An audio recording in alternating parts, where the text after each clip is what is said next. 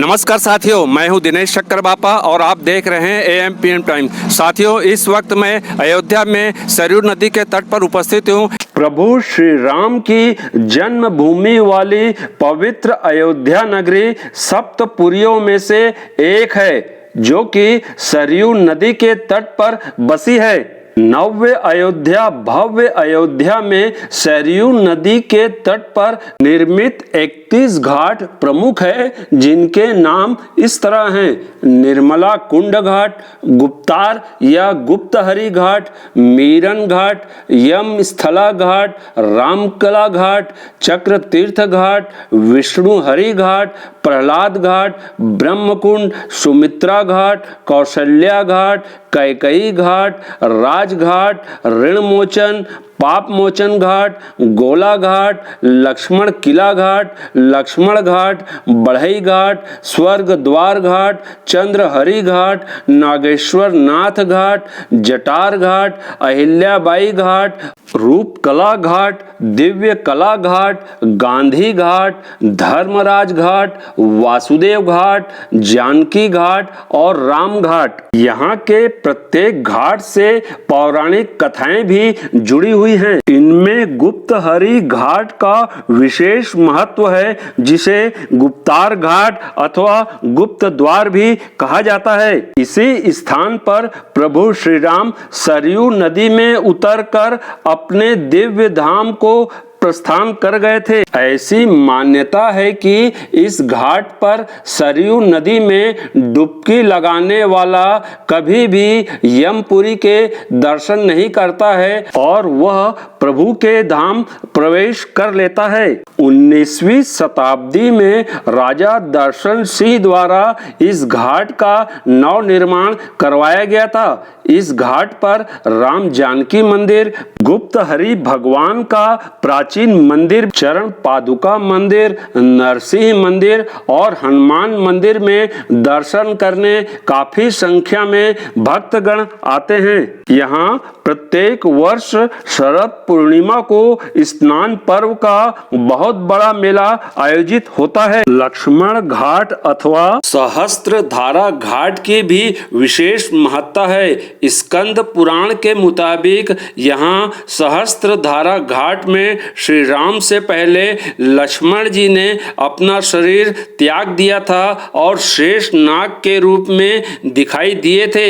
उसके पश्चात वे अपने पाताल लोक प्रवेश कर गए थे। इसके बाद इसी स्थान पर शेषावतार मंदिर बनाया गया था। ऐसी मान्यता है कि इस घाट पर पहुंचकर झूठ नहीं बोला जाता, अन्यथा मृत्यु का भय सताता है। यहाँ नाग पंचमी के दिन विशाल मेला आयोजित होता है। स्थानीय पुरोहितों का ऐसा कहना है कि सरयू नदी के किनारे सबसे पहले स्वर्ग द्वार घाट की स्थापना हुई थी। यहाँ स्नान दान करने और ब्राह्मणों को भोजन कराने से मनोवांछित फल की प्राप्ति होती है। धर्म शास्त्रों के अनुसार भगवान शंकर ने माता पार्वती से इसकी महत्ता भी प्रतिपादित की थी।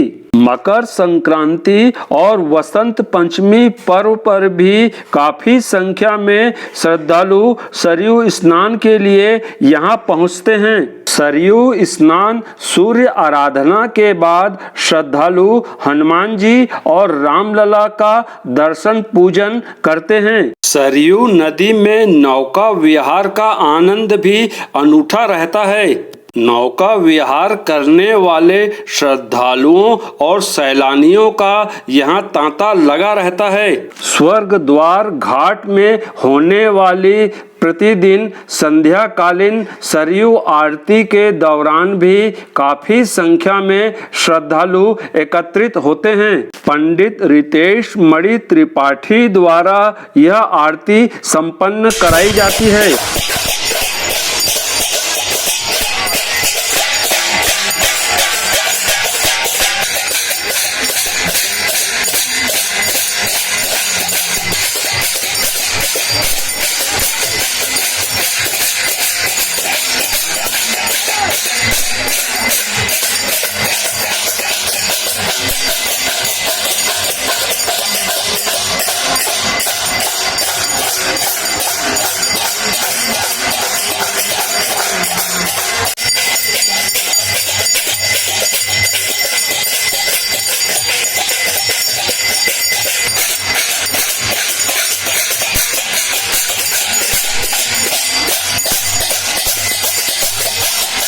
आरती के बाद श्रद्धालुओं द्वारा दीप प्रज्वलित कर उसे सरयू नदी में प्रवाहित किया जाता है।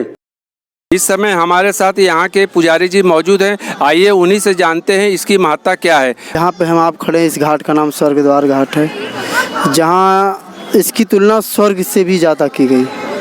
कहा गया है कि जब भगवान इंद्र को अपने स्वर्ग पे घमंड हो गया तो उन्हें अयोध्या की एक मट्टी स्वर्ग पे ले जाने को कहा गया, लेकिन भगवान इंद्र अयोध्या की एक मट्टी जब स्वर्ग से पे ले जाके रखे तो स्वर्ग का स्वरूप और बेहद हो गया। तो इस अयोध्या स्वर्ग से भी सुंदर मानी गई, इसलिए इसका नाम स्वर्गद्वार घाट है।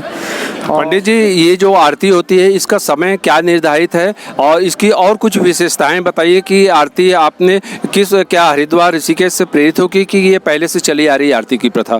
देखिए, ये आरती संध्या पे होती है। ये आपका संध्या आपकी तिथि के अनुसार आगे बढ़ता रहता है, ग्रीष्म से शीतकालीन, ग्रीष्मकालीन ऐसा बढ़ता रहता है। और आरती देखिए, आरती आत्मा से होती है। अयोध्या में आरती 35 वर्षों से चल रही है। तो मैं अयोध्या में पला बड़ा, आत्मा से मैं सरयू माँ का भगत बना। तो हमारी मन ने कहा कि हम यहाँ पे रहते तो क्यों ना माता जी की सेवा में रह जाए। शुरुआत थोड़े से की, आज माता रानी ने आज पूरी 1100 बत्ती की आरती नित्य करने का अवसर दिया और माता रानी कृपा होगी तो आरती बढ़ती ही जाएगी।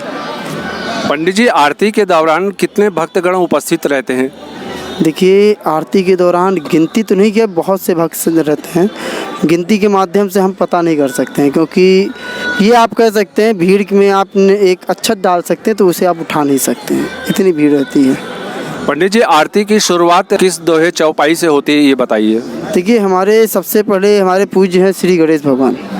वक्रकुंड महाकाय सूर्यकोटि समप्रभा निर्विघ्नं कुरु मे देवा सर्वकार्येषु सर्वदा। हमारे गणेश जी प्रथम है, क्योंकि उनको सभी देवों का वरदान है। उसके बाद हमारी माँ सरयू का होता है। इनके 3 नाम हैं, माँ सरयू, माँ वाशिष्ठी, माँ नेत्रजा। इनको गुरु महाराज वशिष्ठ जी लेके आए, इनका नाम इसलिए वाशिष्ठी पड़ा।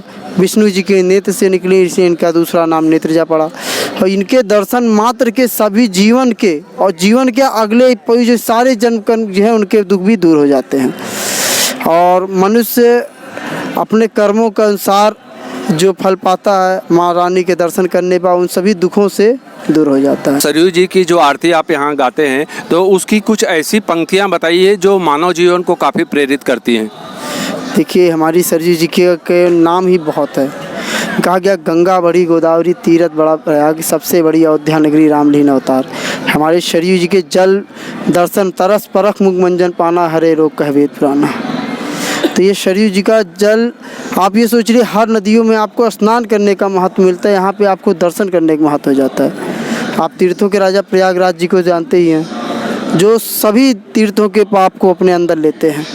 और कार्तिक पूर्णिमा के दिन अपने काले घोड़े पर सवार होकर माँ सरयू में आपकी डुबकी लगाते, स्वर्ण रथित रथ पे विराजमान होकर अपने लोक को जाते हैं।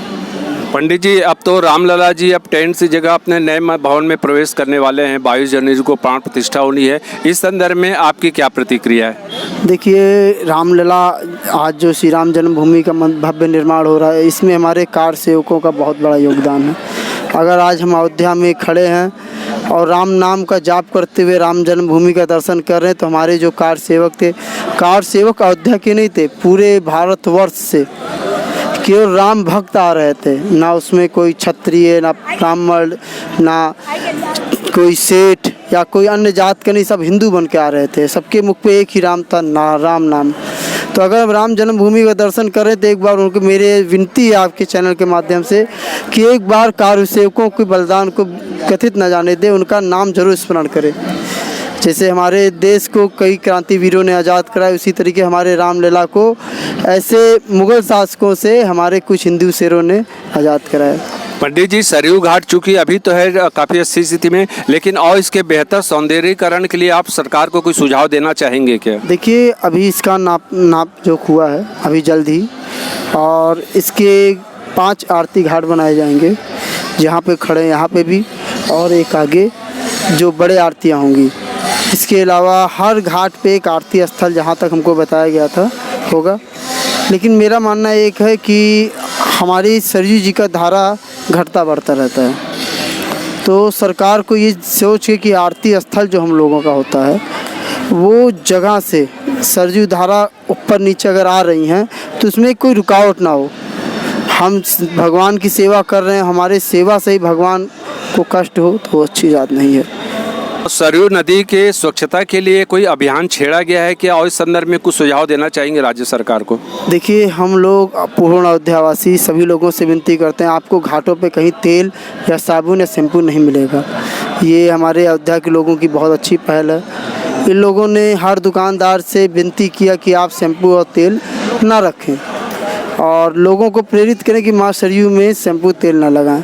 लेकिन मेरे कुछ जो भक्तगण हैं उनसे थोड़ा निवेदन है कि हम अपने घर से सारा हवन सामग्री जो होती थोड़ी सी होती, लेकिन उसके साथ ढेर सारा कूड़ा लेके आते हैं और आलसपन पन्नी में बांधे हुए सरयू जी में छोड़ देते हैं। आप उस हवन सामग्री को हाथ से थोड़ा सा छांटने का कर्म कीजिए, फिर लाके उसे सरयू जी में डालें। हम आपको रोक नहीं रहे हैं, लेकिन ऐसी चीज़ें सरयू जी में डालें जो पानी में गल के विलय हो जाए। बहुत धन्यवाद पंडित जी, आपने AM PM टाइम्स को समय दिया, इसके लिए हम आपके आभारी हैं।